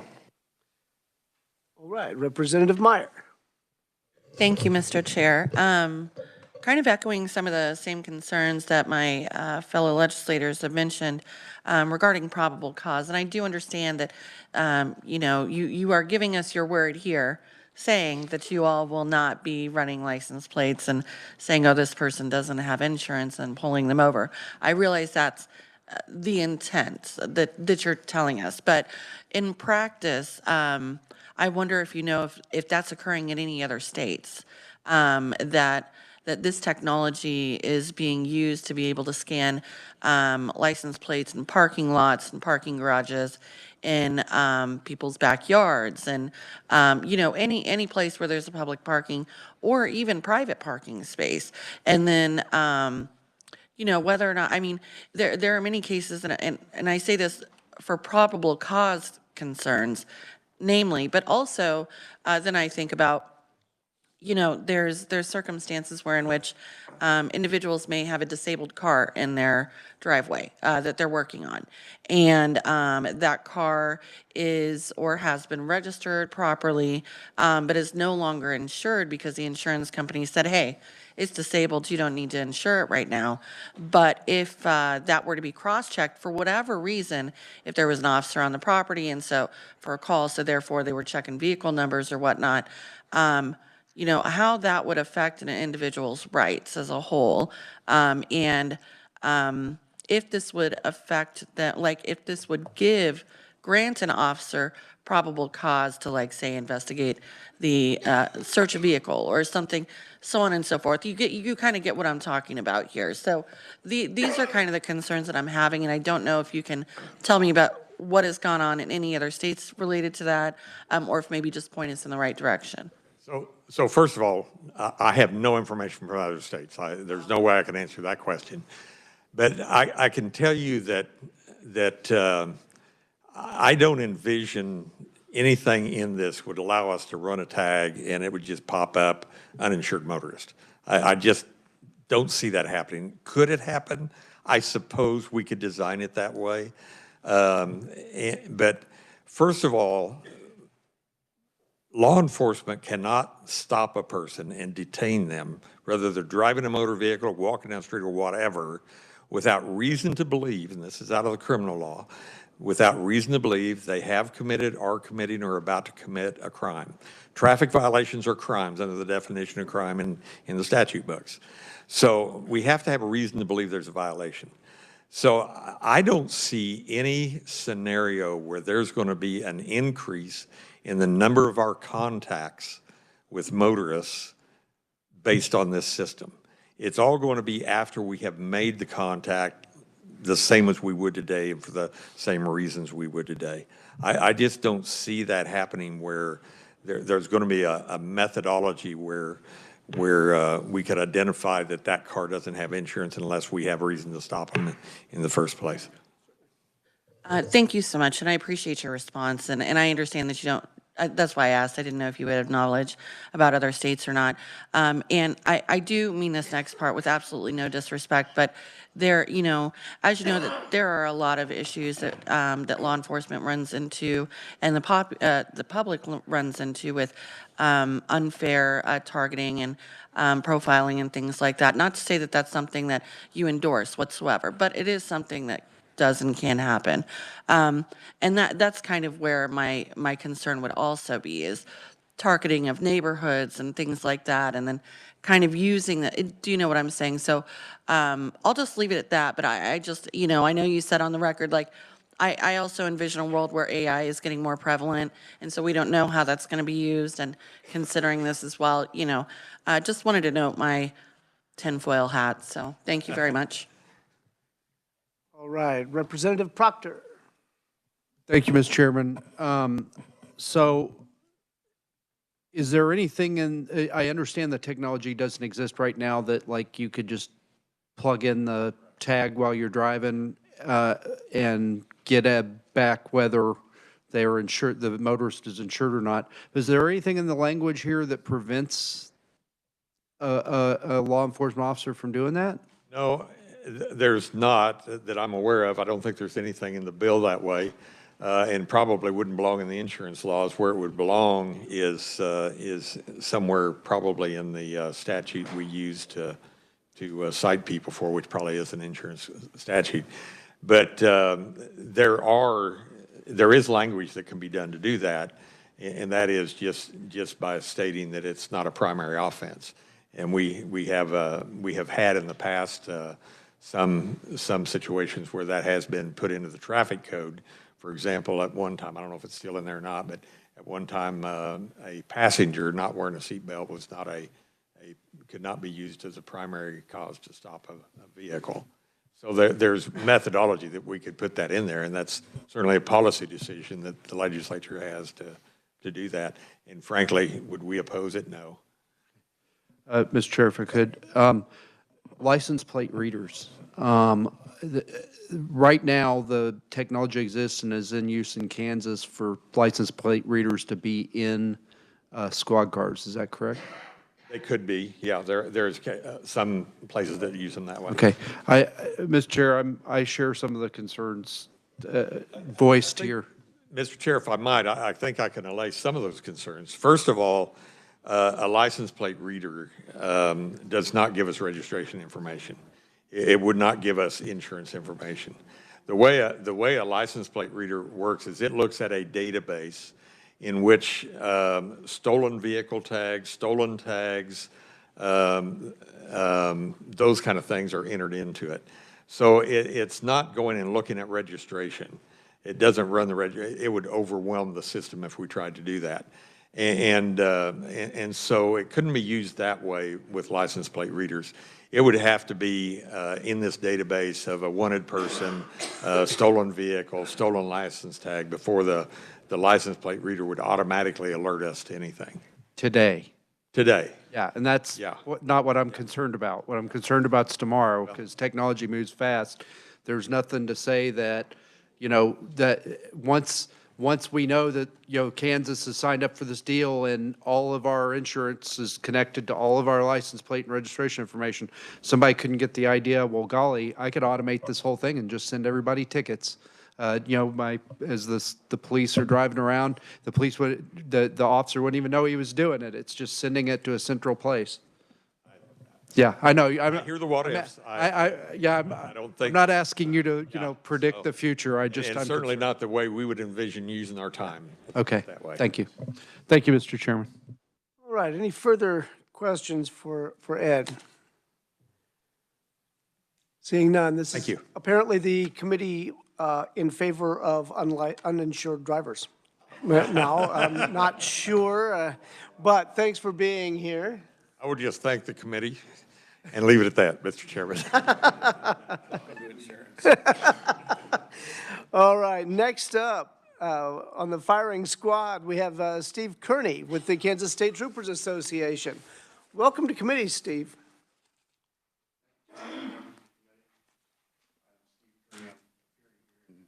My capacity as the Executive Vice President with the Kansas State Troopers Association. We represent the rank and file state troopers, Capitol Police, motor carrier inspectors, folks that you see as you're coming in and out of the State House. And I don't have a lot to add to what Ed had to say.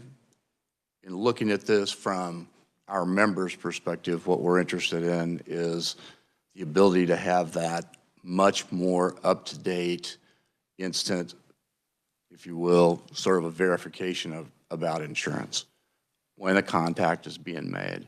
And something that hasn't been talked about, I don't think much, is there's also a convenience and expense factor for the person that the contact is being made with.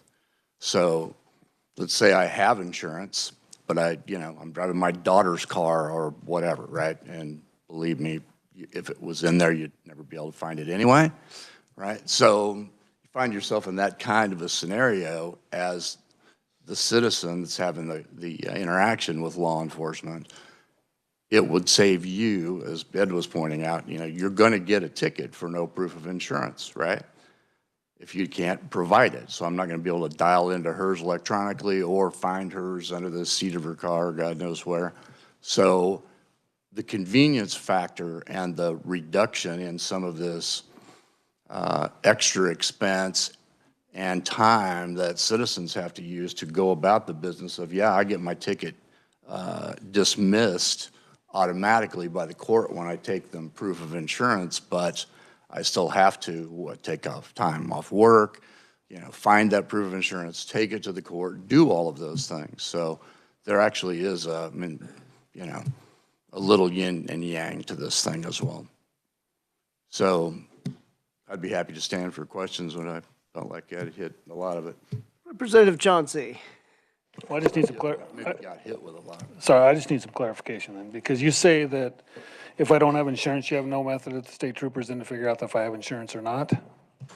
With this system, it could help that verification right on the spot. So you heard my earlier question about my getting pulled over by Salina, by this lieutenant over there, the state troopers.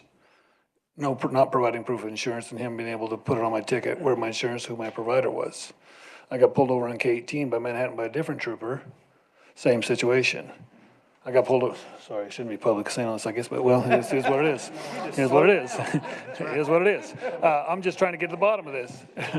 So, and in Junction City, I got pulled over for a headlight being out. And they couldn't run it, so I had to go to the courthouse. So what you're saying is the local sheriff's department and the local police department don't run your license plate. They don't have that information, or they're not privileged to that information. I don't know what system you guys were using. I don't know what your troopers were using. Maybe they were just super troopers. I don't know what they were, but they somehow come up with my insurance information without me providing that. I didn't get a citation for not having it. Did they ask for it? Yes, I did. I mean, the local police? No, the trooper. The local police did. I got a citation there. I had to go take the courthouse. But the troopers didn't. They didn't issue no citation. They actually put the information on my tickets. And if I can go back, I can find them and probably provide them if you need them.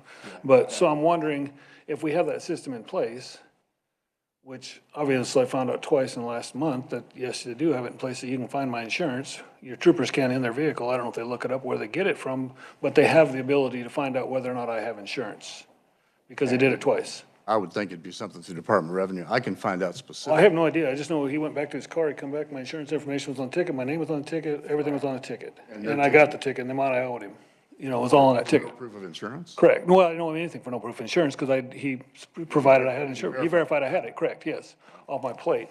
Hopefully, that's an example of how, in a more broad fashion, this kind of system would work, and it'd be more. Right, and I'm totally not against uninsured. I mean, I'm not against enforcing the uninsured. I mean, I'd like to see everybody have insurance. I have to pay for it. I expect everybody else to pay for it. I get where you're going from. I'm not against this, but I'm just trying to figure out, to save money, if we already have this system or we already have this ability, can we expand that without having to implement all this other process and more money involved in this, is my question, I guess. I don't think that the system exists with very much accuracy or reliability given, what the insurance companies are reporting or when they report and how often, and that's part of what this is supposed to get to. So however that's happening.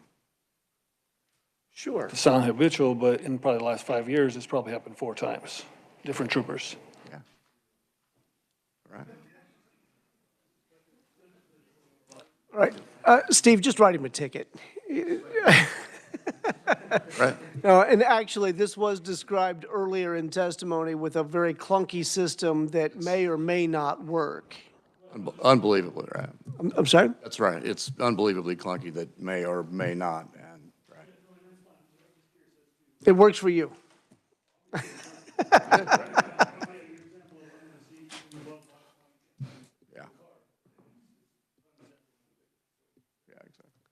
All right, Representative Proctor. Thank you, Mr. Chairman. Thank you for being here and thank you for your service. You said that this saves the driver time because they don't have to show their proof of insurance because the officer can look it up. the previous conferee said that you would still have the requirement to have proof of insurance on you when you're driving. Why not take that requirement off if, out of statute, if this is going to be universal and the law enforcement officer is going to be able to see if you have insurance or not? I think it's a good question. I mean, this bill doesn't contemplate changing any of those things, the way that it's currently drafted, the way I understand it. So, yeah. Thank you, Mr. Chairman. All right, Representative Haskins. Thank you, Mr. Chair. And I appreciate your testimony, Steve. But I was wondering if with all this dialogue, if I could ask a question of Mandy, if that would be appropriate or not. Okay, let's start over. I think I'm not starting over. I just have a that's question. A great idea. It's a good question. Are you okay with that, Mr. Chair? I certainly am, if Mandy's okay with that. Mandy, are you okay with the I question? would be okay with that. Okay, Mandy. Now, this is an IT project, right? We're converting data and having a new platform for us to read the data. Is this correct? This system would, it's not a database. Okay. I will say that. It is a system that essentially allows for API connections to different entities that when you do a search, it goes out and it looks for all the, do you have an insurance policy with this company or this company or this company? And it searches those and brings it back for whether it's the trooper who's looking for that or the Department of Revenue and so forth. Okay. And who will own this? The Kansas Department of Insurance. Okay. And then who would have administrative rights to determine that the system is working properly when you maintain it? I believe there are specific folks listed in the bill that would have access, administrative access to it. For example, the Department of Insurance, the Department of Revenue, and so forth, to be able to make sure they could use it for the purposes that they intend. And my last question is, are there protocols in place to make sure that the rules that are being created to monitor this is going to respect the privacy of the driver, the safety of the officer, so there's no profiling? Or is that going to be a factor in creating these protocols? So these concerns that are coming up, will that be something that you'll? We will certainly, as we look to, for example, establishing that RFP and putting in the Kansas requirements and so forth, we would certainly look to see what's established in statute, along with any feedback that we might hear from you all, along with any experience that other states have had. I would point to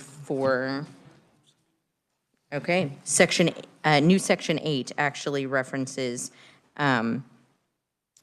all information and data provided by the insurance companies to the insurance verification system. All reports, responses, and other information generated for the purposes of the insurance verification system shall be confidential by law and privileged, shall not be subject to open records, and so forth. I would also point to, just as a reference to a question that was asked earlier as well, the insurance department knows there are places, for example, like Oklahoma and others, who have put in the plate readers for purposes of insurance verification. We specifically did not go down that route because we found this to be a better fit for Kansas. I would also note, as it relates to the requirement of showing your insurance, I would ask, what would people keep in their glove box then? No, I'm kidding. Besides all the napkins that you get from the restaurants, you're right. Besides that, no, the reason we did not remove that requirement is so, for example, if the system shows that you are insured with X company, but for example, you got that policy and you got your card today. But for example, the system was last updated 3 days ago, right? Because the companies are required to report on a routine basis and so forth. The law enforcement would be able to have access to that. Thank you, Mr. Chair, and appreciate the adaptation. Right, and Representative James is jumping on board too, so let's fire away. Yes, thank you, Mr. Chair, again, because my issue is not some of the other issues that people have. Mine is Is it really worth it? Is it really worth the cost? I just asked a police officer who's actually on duty now if when they pull someone over on the screen, the NC, and you'll know what the code is, NCIC, and they said the insurance card, if it's on record, it already appears. It appears on there. So they walk up to your car and they know that you're with USA or Farm Bureau or any of that. But the reason I say that, because I didn't like the answer I got from the sheriff, but the reason I ask that is when you say it's going to go out and it's going to cost $1 million and we're going to pay it and it's not going to come back on the consumers at all, or the insurance companies, you say it's all going to go, they're all going to go repeat back into this system, and it's got to be a cost to them. There's got to be a cost. Well, I would argue a couple of things. First and foremost, if we make more people get insurance, those companies are going to make more money because they're writing more policies. Secondly, as it relates to reducing costs for consumers, if you get in an accident, even if you get in an accident with an uninsured motorist, your insurance rates are going to go up. I would challenge each and every one of you to ask your constituents in your district, have you been in an accident with an uninsured motorist? And you will get a vitriol response from people who have been in an accident with an uninsured motorist. And I don't disagree with that at all. But what I'm saying is if your insurance rates are going to go up and then you're going to get in an accident with an uninsured motorist, it's going to go up even more. So I just caution the expenses, no expense to the consumer. I have a hard time believing that. Thank you. Thank you, Mr. Chair. Representative Penn. Oh. You had a question? Sure, sir. Fire away. Quick question. Thank you, Mr. Chairman. How many vendors are out there that provide this particular piece of technology? Right now, we are aware of I'll say a handful of vendors that specialize for purposes of those other states. Representative Meyer had asked for the names of those, and we'll get that back to the committee assistant so that they can distribute that. But we would certainly hope that when we did an RFP, we would send it out to as many as we possibly could. That was a short question. Very nice. All right, further questions for pretty much any of the proponents?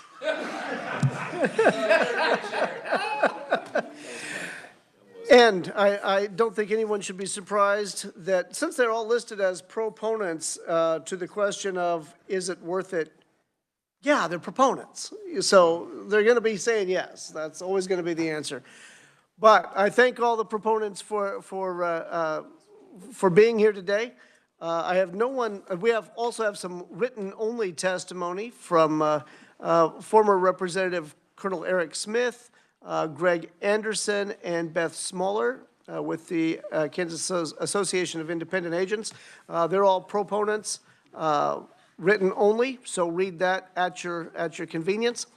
Let's see, I have no one listed as neutral. Anyone like to be neutral on this one? That sounds like it would be an interesting conversation. Seeing none, I'll close neutral testimony and open opponent testimony. Other than the people on the committee, do we have anyone who would like to testify as an opponent to this bill? All right, seeing none, I close opponent testimony and close the hearing on HB 2047. Committee, I apologize for keeping you a little bit late. I do want to remind the committee that when we passed HB 2043 on the consent agenda and then went back and modified it with the 2 weeks rather than 3, the 14 calendar days, that amended bill cannot be on a consent agenda. The reason for that is when you get in, you'll notice when people go up to the well on a amended bill, they have to adopt the committee report. So you can't go to final action, which is what would happen with the consent calendar. Yes, Representative Neighbor. Thank you, Mr. Chairman. Mr. Chairman, I would move that we take 2043 off the consent calendar and pass it as amended. All right, do I have a second? Second by Representative Penn jumped in on this one. You did have the verbal, you had the audio, but Penn. All those in favor say aye. Aye. Opposed say nay. All right, nice work, committee. We got a load of work done, and if I'd have known 2047 was going to be that involved, I wouldn't have put it in with all the others. I It caught me off guard a little bit, and I apologize for taking up your time this evening. But nice work. Thank you very much. We are adjourned. Is the floor out now?